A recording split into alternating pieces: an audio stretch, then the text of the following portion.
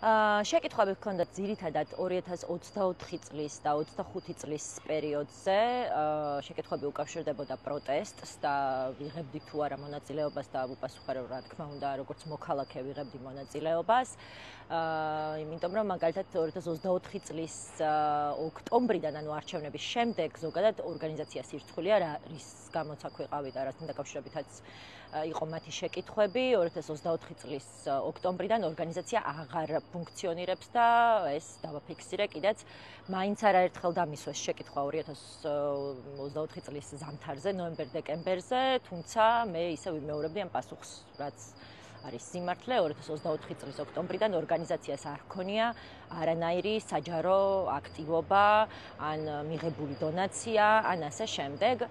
ასევე შეკითხვები იყო დონორებთან და დონაციებთან დაკავშირებით და ვხარჯავდით თუ არა დონორების მიერ ჩარიცხულ რესურსებს მიზნობრივად და აბსოლუტურად ორგანიზაციის მიზნებს ეხმაურებოდა თვითონ პროექტების მიზნები, ემთხვეოდა ერთმანეთს და ყოველთვის მიზნობრივად იხარჯებოდა ეს თანხები და კიდევ ერთხელ ვიმეორებ 2024 წლის ოქტომბრის შემდეგ ოღონდ არანაირი დონაცია არ ჰქონია ორგანიზაციის ანგარიშზე და არც არანაირი საჯარო აქტივობა. ასევე სხვათა შორის, როდესაც მკითხეს გაზაფხულის აქციებზე 2024 წლის ვიღებდი თუ არა მონაწილეობას, მოვყევი ისიც, რომ დიახ, ვიყავი აქციაზე და დავზარალდი როგორც მოქალაქე და სპეცრაზმა მომტეხა იდაყვი. დარბევის დროს ჭიჭინაძის კუთხეში მოვიტეხე იდაყვი, რომლის შემდეგაც დამჭირდა 2 ოპერაცია და ჯერჯერობით დაზარალებულად ისევ არ ვარ ცნობილი და ამ ოპერაციის თანხის გადახდა მე ჩემი სახსრებით მომიხდა. სხვათა შორის ჩამეკითხნენ ამაზე, რომ მაქვს თუ არა ამასთან დაკავშირებით ჩვენება მიცემული, უთხარი რომ ჩვენება მიცემული მაქვს და ალბათ მიდის ხომ გამოძიებაო და კი მიდის გამოძიება მეთქი.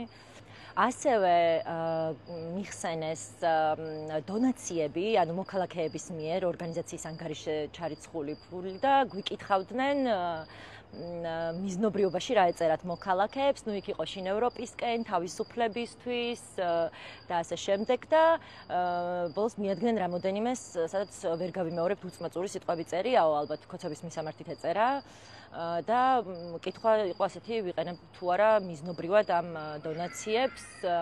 ცოტა სასაცილო სიტუაცია შეიქმნა, იმიტომ რომ ეს მიზნობრიობაში სადაც ეს უწმაწური სიტყვები ეყენა, ეწერა, ვიყენებდით თუ არა ამას მიზნობრივად, ცოტა სასაცილო იყო, მოკლედ ამაზე პასუხი.